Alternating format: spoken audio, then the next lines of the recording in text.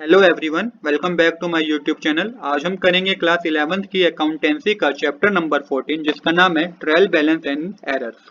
आज के लेक्चर में जो हम जानेंगे हम meaning and definition of trial balance, method of trial balance and 7 rules of posting. Means debit आपको किस अकाउंट को करना है, क्रेडिट आपको कौन सा अकाउंट करना है ट्रायल बैलेंस में। ये इसकी कुछ 7 बातें हैं जो आपको आज मैं बताऊंगा। चलिए अब बिना देरी के शुरू करते हैं अपने आज के लेक्चर को। सबसे पहले जानेंगे meaning and definition of trial balance. तो मीनिंग क्या कह रहा है, मीनिंग जो है ट्रायल बैलेंस का क्या है कि हमने अपना सब कुछ अपने अकाउंट्स में हमने क्या क्या सीख लिया। हमने जर्नल एंट्री सीख ली, हमने जीएसटी सीख लिया, हमने सब्सिडरी बुक सीख लिया, हमने लेजर बनाना सीख लिया। अब क्या है कि अब हमें क्या करना है, हमें ट्रायल बैलेंस बनानी है। तो ट्रायल बैलेंस क्यों बनानी है कि हर बिजनेसमैन को ना ये जानना होता है क्या भाई जो उसने पिछले पिछले जो अकाउंट्स बने हैं, लेजर बनी है, जर्नल एंट्री बनी है, क्या वो ठीक भी बनी है। तो ये हमें कैसे पता चल जाएगा, ये हमें ट्रायल बैलेंस से पता चल जाएगा। तो यहाँ पे ये बात मेंशन है, all businessman after completion of posting from journal and subsidiary book to the ledger wants to verify accuracy of the posting. इसके लिए क्या करा जाता है, for this purpose a statement is prepared where in all the balance in all account is incorporated, this statement is called trial balance. तो इसके लिए क्या कही जाती है, एक स्टेटमेंट बनाई जाती है जिससे हम क्या कहते हैं, ट्रायल बैलेंस कहते हैं। इसमें हमें पता चल जाता है अगर डेबिट साइड क्रेडिट साइड की इक्वल आ जाती है तो हम कहते हैं कि हमारा जो लेजर बना है वो एकदम एक्यूरेट बना है। इससे अगले पॉइंट में ये बात कही गई है, amount showing debit balance are put on the debit side of the trial balance and account showing credit balance are put on the credit side of the trial balance. अगर जिसमें जो अकाउंट डेबिट बैलेंस शो करता है उसको debit side में डाल दो trial balance के, जो अकाउंट क्रेडिट बैलेंस शो कर रहा है उसे क्रेडिट साइड में डाल दिया जाता है ट्रायल बैलेंस के। ये हमें लेजर के थ्रू पता चलता है, वो भी मैं आपको बताऊंगा आगे क्या इसमें मेथड है, किस तरीके से हमें डेबिट साइड मेंशन करनी होती है, किस तरह हमें क्रेडिट साइड में अमाउंट मेंशन करना होता है। अगली बात समझते हैं, if the total of debit side of all trial balance is equal to that of the credit side it is presumed that posting of ledger is accurate. अगर trial balance का debit side equal आ जाए credit side के तो हम कहेंगे कि हाँ हमारी ट्रायल बैलेंस सही बनी है, एकदम एक्यूरेट है। अकॉर्डिंग टू कार्टर ने इसकी क्या डेफिनेशन दी है, trial balance is the list of debit and credit balance taken out from ledger, it also includes the cash and bank balance from the cash book. तो trial balance को एक तरह की लिस्ट बोला गया है कि जो कि डेबिट और क्रेडिट बैलेंस के बारे में बताती है, जो कि लेजर से बनाई जाती है। इसमें कैश और बैंक का बैलेंस भी इंक्लूड होता है कैश बुक का। चलिए अब एक बार मेथड को समझ लेते हैं। तो मेथड ऑफ ट्रायल बैलेंस, कितने मेथड है ट्रायल बैलेंस के आज ये जानेंगे। तो 3 मेथड होते हैं ट्रायल बैलेंस बनाने के। पहला मेथड है बैलेंस मेथड, सेकंड मेथड है टोटल अमाउंट मेथड और थर्ड मेथड है टोटल कम बैलेंस मेथड। तो इस 3 मेथड के बारे में हम जानेंगे। आइए बारी बारी स्टार्ट करते हैं, वन बाय वन स्टार्ट करते हैं अपने मेथड्स को। तो पहले हम जानेंगे बैलेंस मेथड के बारे में, जो कि हम मोस्टली यही मेथड यूज करेंगे अपने क्वेश्चन को सोल्व करने में। तो बैलेंस मेथड क्या है, देखिए बैलेंस मेथड से समझ में आ रहा है। अब यहाँ पे आपको पता है कि ट्रायल बैलेंस जो है वो लेजर की मदद से बनती है। लेजर में आपको करवा चुका हूँ। लेजर में मैंने आपको क्या बताया था कि हमें क्या करना होता है, हमें हर पर्टिकुलर एक अकाउंट बनाना होता है और उसकी बैलेंसिंग करनी होती है। जैसे फॉर एग्जांपल कि मैंने कैश अकाउंट बनाया, अब कैश अकाउंट की एक डेबिट साइड होगी, एक क्रेडिट साइड होगी। अगर डेबिट साइड क्रेडिट साइड से ज्यादा है तो हमें क्रेडिट साइड को बैलेंसिंग करना होगा। अब जिस अमाउंट से वो बैलेंसिंग होगी ना, तो उस अकाउंट को आपको ट्रायल बैलेंस में दिखाना होगा। इसके अकॉर्डिंग बैलेंस मेथड के अकॉर्डिंग ये बात की गई है। आइए एक बार समझते हैं स्कोर।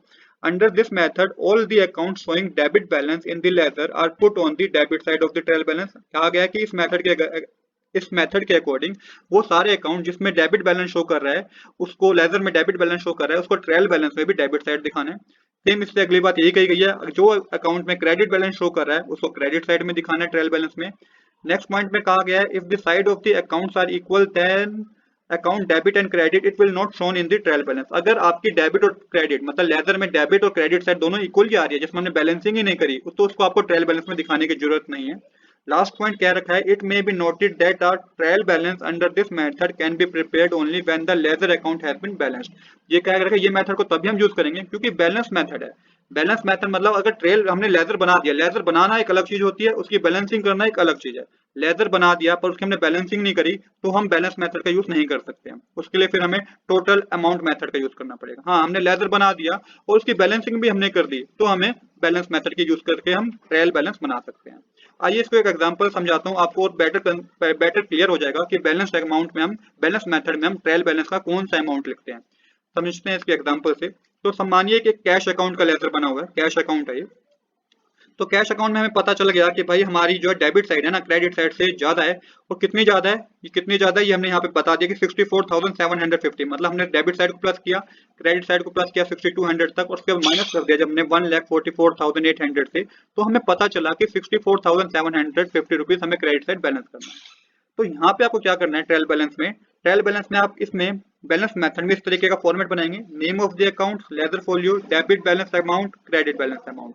यहाँ पे लिखेंगे नेम ऑफ द अकाउंट में आप कैश अकाउंट, और 64,750 आप डेबिट साइड लिखेंगे। क्यों डेबिट साइड लिखेंगे और 64,750 क्यों लिखेंगे, क्योंकि हम बैलेंस मेथड कर रहे हैं, तो हमें जो बैलेंस किया ना, मतलब इतना अमाउंट ज्यादा था डेबिट साइड का, तो जितना अमाउंट डेबिट साइड का ज्यादा था उतने अमाउंट को ही आपको डेबिट साइड में दिखाना है। आई होप आपको ये मेथड क्लियर हुआ होगा। अब हम समझेंगे अपने सेकंड मेथड को, जिसका नाम है टोटल अमाउंट मेथड। इस मेथड में क्या कहा गया है, under this method the amount total amount of debit side of each ledger is put on the debit side of the trial balance, and the total amount of credit side of each ledger account is put on the credit side of trial balance.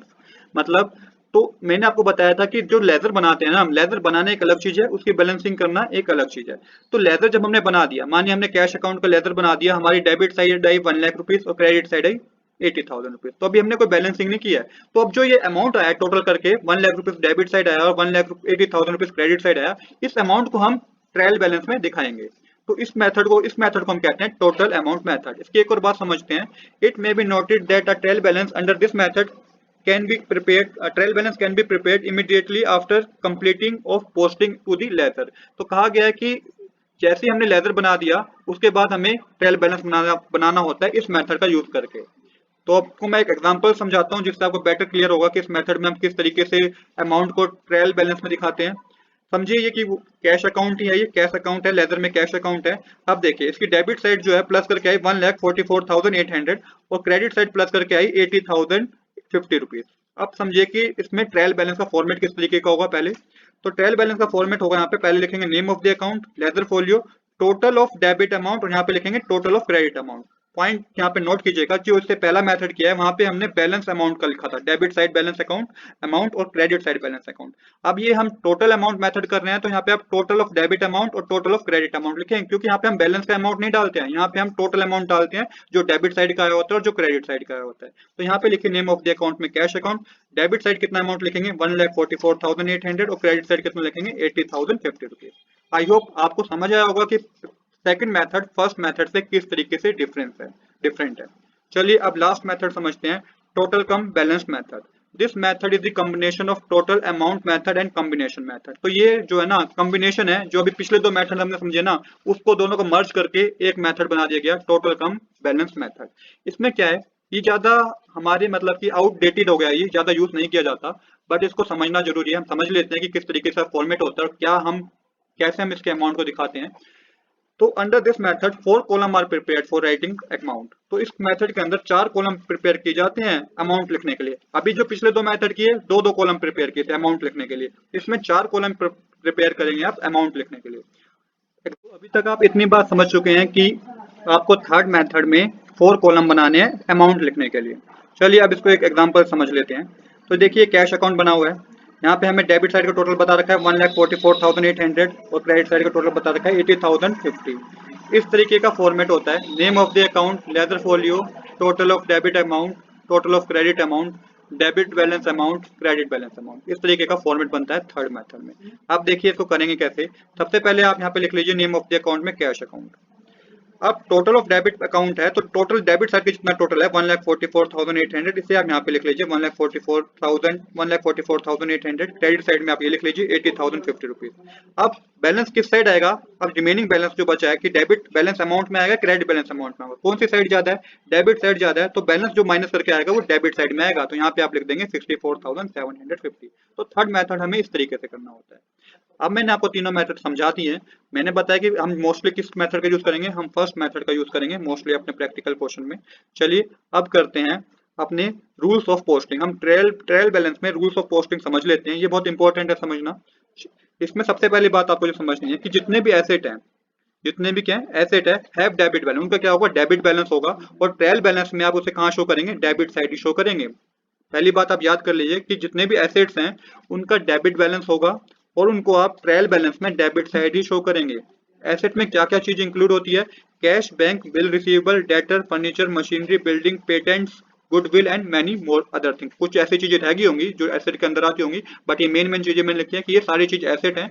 अगर ये आपको debit balance दे रखा है तो trial balance में भी आप debit side show करेंगे इन सारी चीजों को। नेक्स्ट पॉइंट क्या रखा है, जो रूल नंबर सेकंड है कि लायबिलिटी जो है उसका हमेशा क्या होगा, हैव क्रेडिट बैलेंस होगा। और ये ट्रायल बैलेंस में आप सारी चीजों को क्रेडिट साइड शो करेंगे। लायबिलिटी को आप ट्रायल बैलेंस में क्रेडिट साइड शो करेंगे। लायबिलिटी में क्या क्या चीजें इंक्लूड होती हैं? Bank overdraft, bill payable, creditors. तो ये चीजें अगर आपको दिखती हैं क्वेश्चन में तो आपको किस साइड मेंशन करेंगे? ट्रायल बैलेंस में क्रेडिट साइड मेंशन करेंगे। रूल नंबर 3 है capital account show a credit balance as such it is written as credit side of trial balance. तो कैपिटल अकाउंट को आप कहां दिखाएंगे? ट्रायल बैलेंस में क्रेडिट साइड में दिखाएंगे। रूल नंबर 4 कह रहा है drawing account show debit balance as such it is written as debit side of a trial balance. Drawing account को आप ट्रायल बैलेंस में डेबिट साइड में दिखाएंगे। रूल नंबर 5 कह रहा है purchase account always show a debit balance. Purchase account को हमेशा डेबिट बैलेंस में दिखाएंगे। सेल्स अकाउंट को आप क्रेडिट बैलेंस में दिखाएंगे। परचेज रिटर्न अकाउंट को आप क्रेडिट बैलेंस में दिखाएंगे और सेल्स रिटर्न अकाउंट को आप डेबिट बैलेंस में दिखाएंगे। इसका आप एक नोट बना लीजिए कि ये सारे रूल बहुत इंपॉर्टेंट है, क्योंकि जब प्रैक्टिकल क्वेश्चन कराऊंगा तो ये सारी चीजें आएंगी, तब आपको पता होना चाहिए कि इस पर्टिकुलर चीज को हम डेबिट साइड मेंशन करेंगे कि क्रेडिट साइड मेंशन करेंगे। रूल नंबर 6 कह रहा है all expenses and losses show debit balance as such they should be written on the debit side of trial balance. जो भी एक्सपेंस और लॉस होगा ना बिजनेस का, तो उसको भी हम कहाँ दिखाएंगे? ट्रायल बैलेंस में डेबिट साइड ही दिखाएंगे। और लास्ट पॉइंट समझिए, रूल नंबर 7 जो है कि जितनी भी इनकम और प्रॉफिट होगी बिजनेस की उसको आप ट्रायल बैलेंस में क्रेडिट साइड दिखाएंगे। बस ये 7 बातें समझ लीजिए, ट्रायल बैलेंस करने में आपको कभी कोई प्रॉब्लम नहीं होगी। नेक्स्ट लेक्चर में हम करेंगे प्रैक्टिकल क्वेश्चन ट्रायल बैलेंस के। आज के लिए इतना ही। I hope you like this video. If you like this video please do subscribe this channel. Thanks for watching.